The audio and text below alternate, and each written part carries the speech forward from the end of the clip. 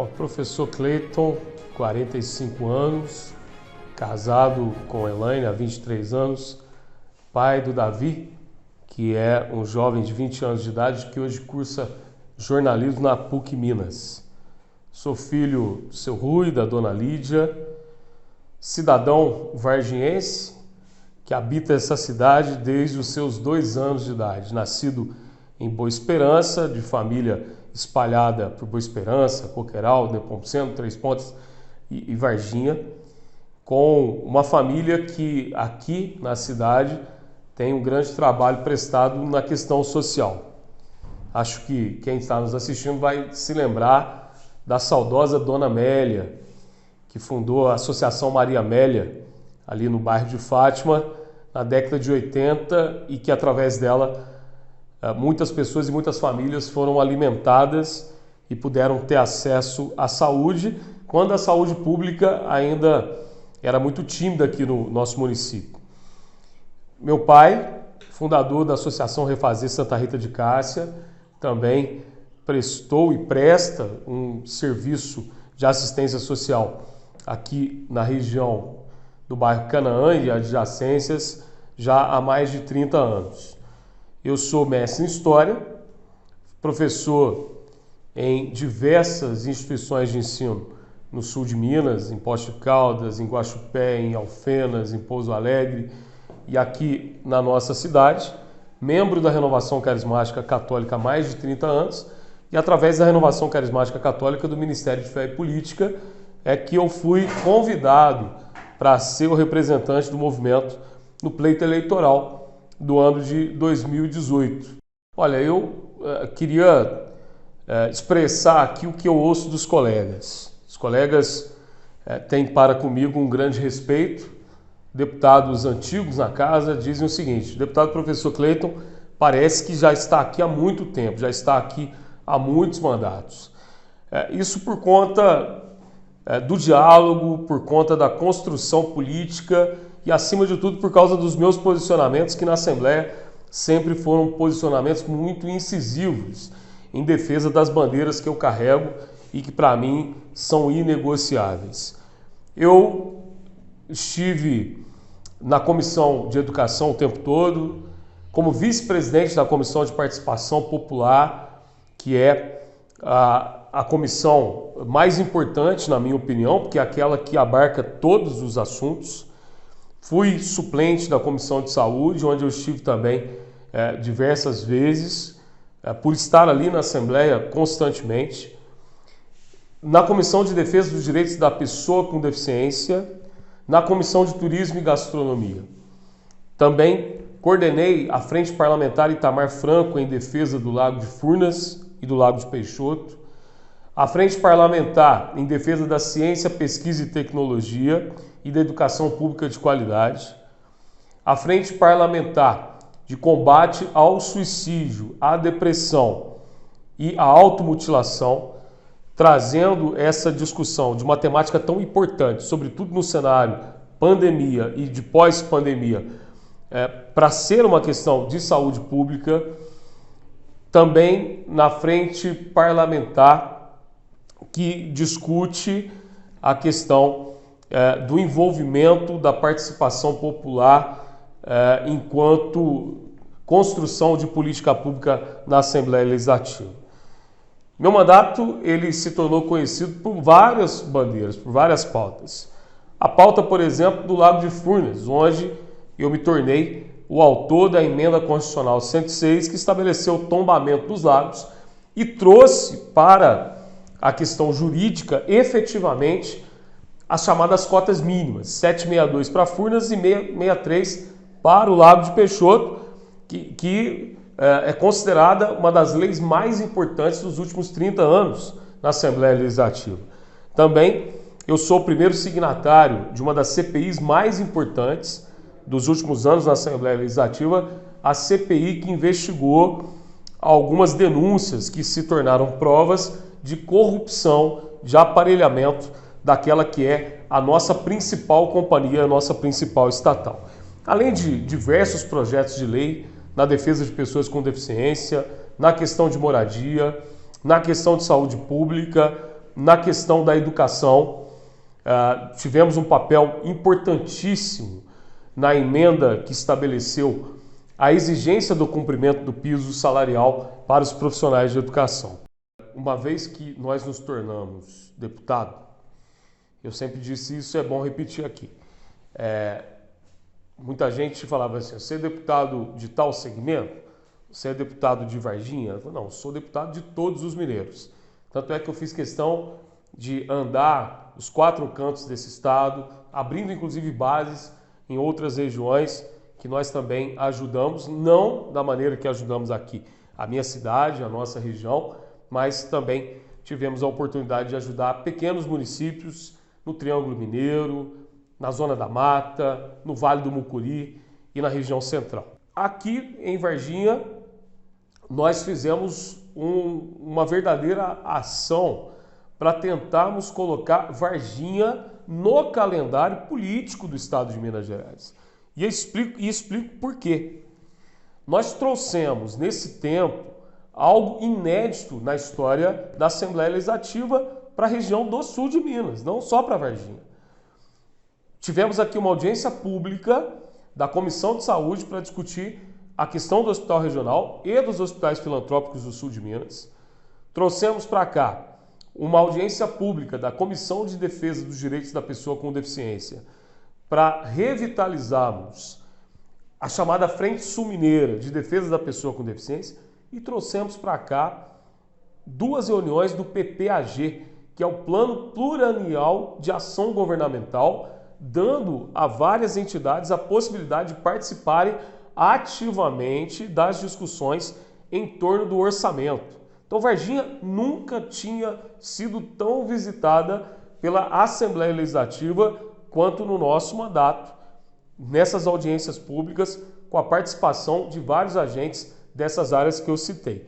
Além das emendas que foram destinadas, em torno de 9 milhões, que foram importantíssimas para que a gente pudesse ter, novamente, a Polícia Militar fazendo a segurança no centro da cidade, através daquele projeto maravilhoso que é da base móvel, que coloca ali o centro da cidade e o comércio do centro de forma mais segura. Nós trouxemos para cá investimentos que são históricos, e entre eles a conquista da UTI pediátrica para o Hospital Regional, que era um projeto de 30 anos que o Hospital Regional buscava ter esse gargalo, essa brecha na saúde pública varginhense. Investimos no Corpo de Bombeiros e no projeto de construção do centro de treinamentos, que além da geração de emprego, vai proporcionar à comunidade varginhense aula gratuita de natação para as crianças e também aula de hidroginástica de forma gratuita através do Corpo de Bombeiros para as pessoas da terceira idade. Investimos em todas as escolas estaduais. Destaco aqui a reforma do telhado do nosso patrimônio cultural, que é o Conservatório Estadual de Música. Também, com uma emenda via Senado, nós participamos da compra do acelerador linear do projeto de radioterapia do Hospital Bom Pastor, que vai resolver um problema que o prefeito Verde e antes o prefeito Toninho Silva sonhavam em resolver, juntamente com o deputado Diego Andrade. É bom nós frisarmos aqui, também com os senadores Rodrigo Pacheco, Alexandre Silveira e o senador Carlos Viana. Trouxemos para Varginha investimentos na área social, já que em proximidade com as entidades do terceiro setor, frente parlamentar que eu coordeno na Assembleia Legislativa, nós pudemos ajudar várias entidades que prestam um serviço social que é de impacto aqui para a nossa cidade, que é uma cidade que tem a sorte de ter várias entidades promovendo o bem, fazendo a caridade, pensando no bem comum. Olha, eu costumo dizer o seguinte, que na política a gente tem que ter lado. Eu assumi um lado muito claro, que foi um lado de independência e, em determinados momentos, de oposição. Tanto é que, em uma parte do meu mandato, eu fui o vice-líder da oposição na Assembleia Legislativa. Entretanto, eu costumo dizer o seguinte, se na política algumas portas se fecham, outras mais se abrem. Quando eu percebi que nós tínhamos algumas portas fechadas no governo estadual, eu fui onde o recurso se encontra. Eu fui onde o dinheiro está, que é em Brasília. Tendo ali acesso ao gabinete dos 3 senadores e através dos 3 senadores nós trouxemos imensos recursos para Varginha, tanto é que em parceria com o senador Carlos Viana estamos presenteando, através de um pedido do vereador Dr. Lucas, a cidade e a região com essa UTI pediátrica, já que é um montante muito grande para um deputado estadual.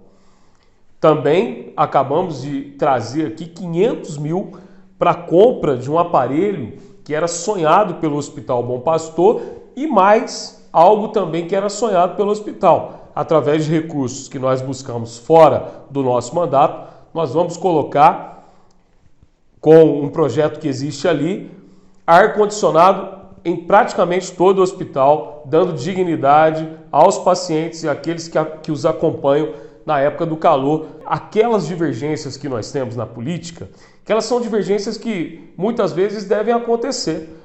O papel do legislativo não é passar pano para o executivo. O papel do legislativo é fiscalizar, denunciar e, ao mesmo tempo, se posicionar quando esse achar que o executivo está caminhando para um lado que ele não concorda. Eu, por exemplo, enquanto professor, não poderia me colocar ao lado do governo Zema numa defesa de não pagamento do piso salarial. Eu discordei da reforma da Previdência que foi feita no Estado por achar que essa reforma era prejudicial aos servidores públicos, como hoje eles estão sentindo na pele os impactos que essa reforma ela estabeleceram. Ao mesmo tempo, eu não me furtei de denunciar toda a corrupção que eu descobri no interior da CEMIG. Ao mesmo tempo, também não me furtei de denunciar o que querem fazer com a maior empresa de Minas Gerais, que explora o nosso nióbio, que é a Codemig. Agora, dizer que nós não estamos alinhados com esse governo é uma verdade, mas qual será o próximo governo? Essa é a pergunta que eu deixo.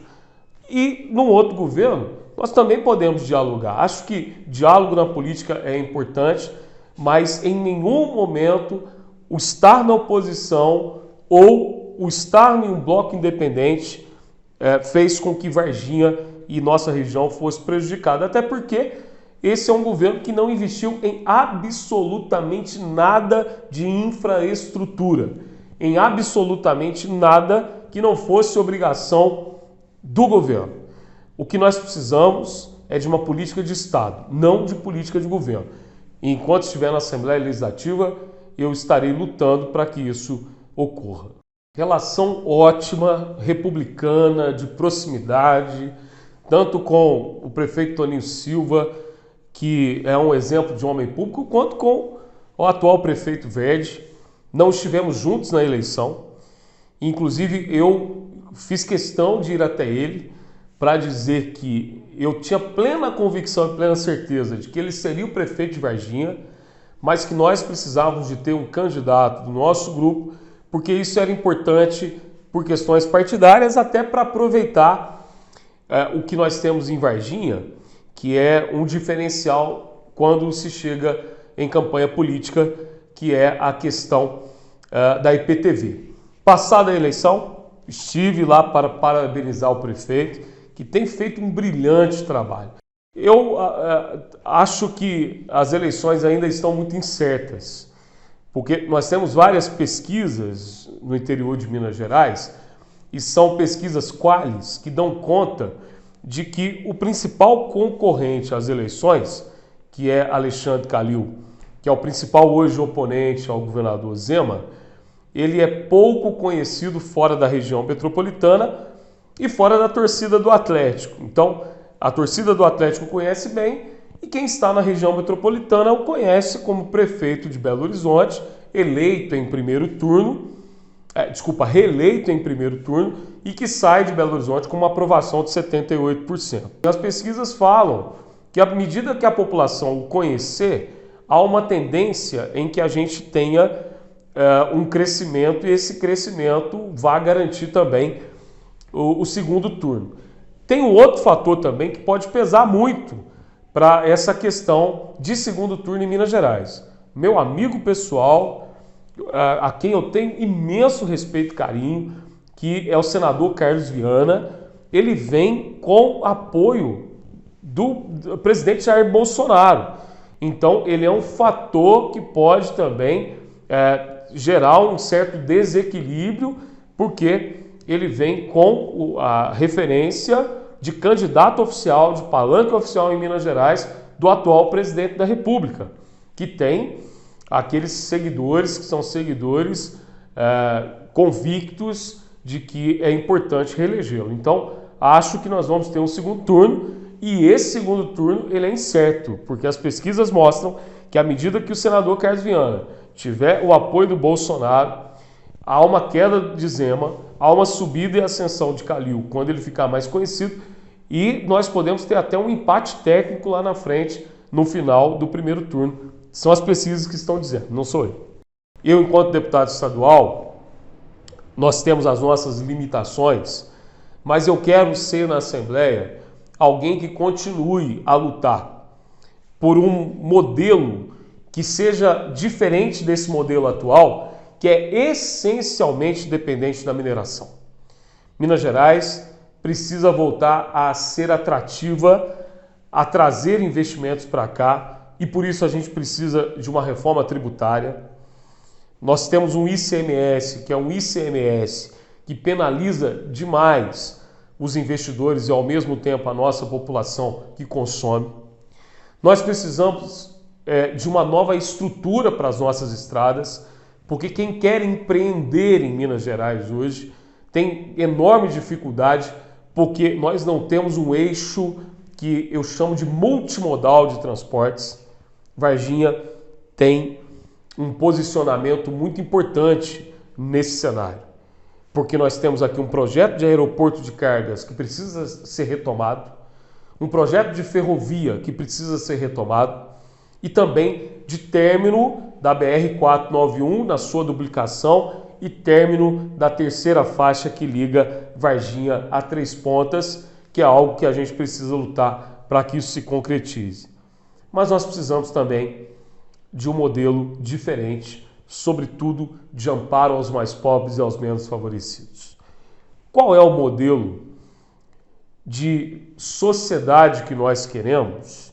Qual é o modelo de Estado que nós queremos? Eu digo para vocês que não é esse que está aí, que não é esse modelo implantado pelo governo Romeu Zema de diminuição do Estado, de tentativa de privatização das nossas escolas estaduais, de entrega dos hospitais públicos para as OSs, que quando entram nos hospitais públicos, na saúde pública, parecem uma verdadeira nuvem de gafanhoto que devassam tudo e depois deixam um rastro de gastos para que o poder público reassuma essa saúde.